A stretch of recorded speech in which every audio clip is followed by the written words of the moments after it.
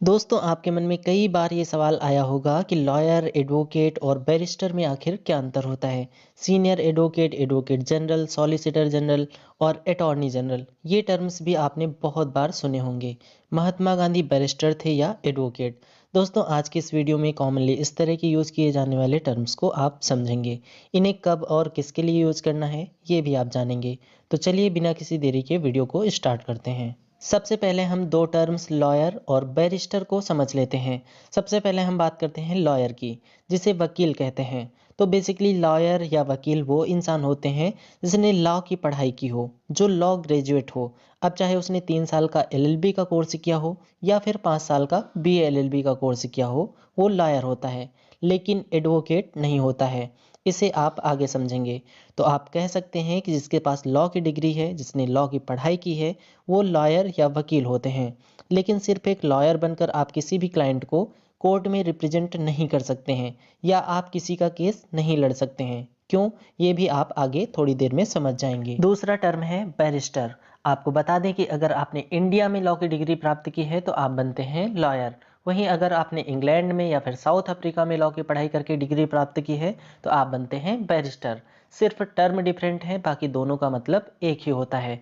और लॉयर की तरह ही बैरिस्टर भी किसी भी क्लाइंट को कोर्ट में रिप्रेजेंट नहीं कर सकता है या फिर उनके केसेस नहीं लड़ सकता है। इंडिया में जब कोई लॉयर या बैरिस्टर खुद को बार काउंसिल में इनरोल करवा लेता है तब उसे एडवोकेट यानी कि अधिवक्ता कहते हैं। तो मान लीजिए आपने लॉ की डिग्री कंप्लीट कर ली है। अब आप बीसीआई यानी कि बार काउंसिल ऑफ इंडिया में खुद को इनरोल करने के लिए बीसीआई का एग्ज़ाम देंगे, जिसे पास करने के बाद आप वहां खुद को इनरोल कर सकेंगे। इसके बाद आपको बीसीआई से कोर्ट में प्रैक्टिस करने का लाइसेंस मिल जाएगा और आप लायर से प्रमोट होकर के बन जाएंगे एडवोकेट, मतलब अधिवक्ता। तो अब आप ये समझ सकते हैं कि यदि कोई व्यक्ति अपने आप को एडवोकेट या फिर अधिवक्ता बताता है तो इसका मतलब होता है कि उसके पास अदालत में प्रैक्टिस करने का लाइसेंस है और वह क्लाइंट को कोर्ट में रिप्रेजेंट कर सकता है और उनके केसेस लड़ सकता है। तो दोस्तों बेसिकली यही डिफरेंस होता है एडवोकेट और लॉयर में। जो लॉयर होते हैं उनके पास सिर्फ और सिर्फ लॉ की डिग्री होती है, या फिर बैरिस्टर होते हैं उनके पास भी लॉ की डिग्री होती है, लेकिन वो कोर्ट में केसेस नहीं लड़ सकते हैं या फिर क्लाइंट को कोर्ट में रिप्रेजेंट नहीं कर सकते हैं। वहीं जो एडवोकेट या फिर अधिवक्ता होते हैं वो बार काउंसिल में इनरोल्ड होते हैं और उनके पास कोर्ट में प्रैक्टिस करने का लाइसेंस होता है। वो क्लाइंट को कोर्ट में रिप्रेजेंट कर सकते हैं और उनके केसेस लड़ सकते हैं। अब एडवोकेट के भी 3 टर्म होते हैं: advocate, senior advocate, advocate on record यानी AOR। एडवोकेट आप जानते हैं कि वो होते हैं जो क्लाइंट को कोर्ट में रिप्रेजेंट कर सकते हैं और उनके केसेस लड़ सकते हैं। अब ये सीनियर एडवोकेट क्या होते हैं? तो सीनियर एडवोकेट की मान्यता हाई कोर्ट या सुप्रीम कोर्ट उन एडवोकेट्स को देते हैं जिनके पास अच्छा खासा एक्सपीरियंस यानी कि अनुभव होता है और कानून की अच्छी जानकारी हो।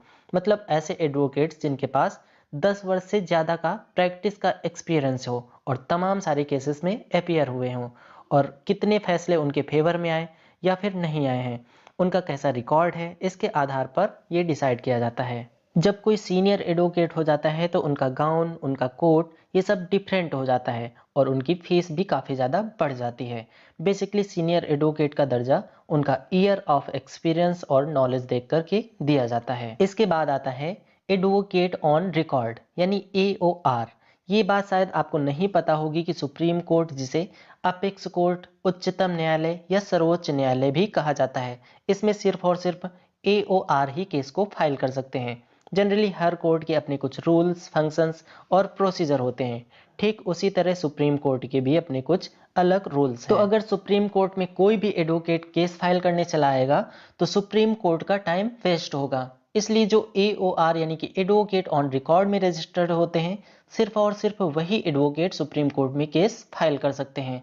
अब एक बात आप और समझ लीजिए कि केस ड्राफ्ट तो चाहे कोई भी कर सकता है, यहाँ तक कि बहस भी कोई भी कर सकता है। सिर्फ केस फाइलिंग के लिए रिस्ट्रिक्शन दी गई है कि केस फाइल सिर्फ और सिर्फ AOR ही करेगा, क्योंकि उनको इन सब चीज़ों की नॉलेज होती है कि सुप्रीम कोर्ट कैसे काम करता है, सुप्रीम कोर्ट के रूल्स क्या होते हैं।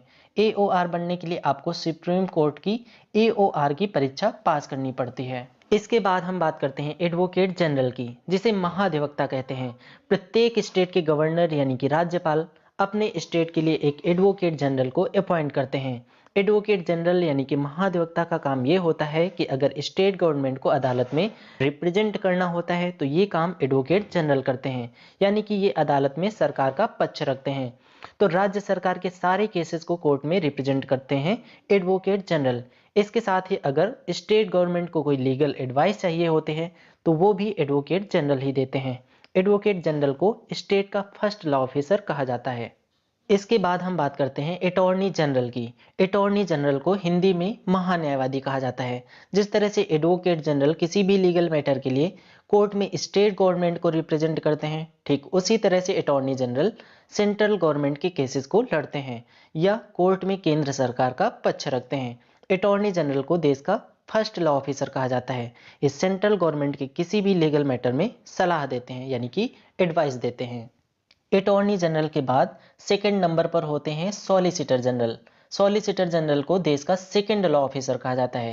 ये केंद्र सरकार के किसी भी लीगल मैटर में अटॉर्नी जनरल की हेल्प करते हैं। तो अटॉर्नी जनरल को कंट्री का फर्स्ट लॉ ऑफिसर कहा जाता है और सॉलिसिटर जनरल को कंट्री का सेकंड लॉ ऑफिसर कहा जाता है। दोस्तों, दो टर्म आप और सुनते हैं, एक पब्लिक प्रोसिक्यूटर और दूसरा गवर्नमेंट प्लीडर।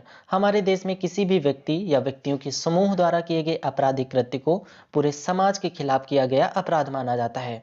इस लिहाज से अपराधी द्वारा किए गए किसी भी अपराध के लिए सजा तय करने की जिम्मेवारी न केवल अपराध का शिकार हुए यानी कि पीड़ित व्यक्ति की होती है, बल्कि अपराधी को सजा देने का दायित्व पूरे समाज और सरकार पर होता है, क्योंकि किसी भी व्यक्ति द्वारा किया गया अपराध पूरे समाज को प्रभावित करता है। ऐसे में अगर एक एडवोकेट जो सरकार की तरफ से पीड़ित का पक्ष लेता है यानी विक्टिम की तरफ से कोर्ट में प्रस्तुत होता है, इसे ही पब्लिक प्रोसिक्यूटर यानी लोक अभियोजक कहा जाता है। पब्लिक प्रोसिक्यूटर आपराधिक मामलों, जिन्हें फौजदारी के मामले या इंग्लिश में क्रिमिनल केसेस कहते हैं, ऐसे केसेस में पीड़ित पक्ष को रिप्रेजेंट करने या उन्हें न्याय दिलाने के लिए सरकार द्वारा अपॉइंट किए जाते हैं। पब्लिक प्रोसिक्यूटर से अपेक्षा की जाती है कि वह निष्पक्ष रूप से कार्य करे और मामलों से संबंधित सभी तथ्यों, दस्तावेजों और साक्ष्यों को अदालत के सामने प्रस्तुत करे ताकि अदालत न्याय कर सके। तो पब्लिक प्रोसिक्यूटर वो होते हैं जो आपराधिक मामलों में यानी कि क्रिमिनल केसेस में पीड़ित को न्याय दिलाने के लिए सरकार की तरफ से अपॉइंट किए जाते हैं। जो वकील सिविल केसेस यानी कि दीवानी मामलों में पीड़ित को न्याय दिलाने के लिए सरकार की तरफ से नियुक्त किए जाते हैं, वो कहलाते हैं government pleader.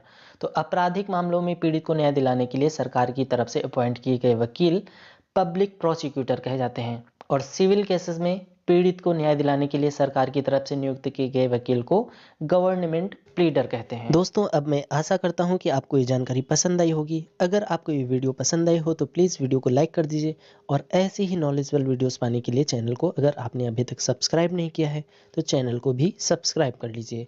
Thanks for watching.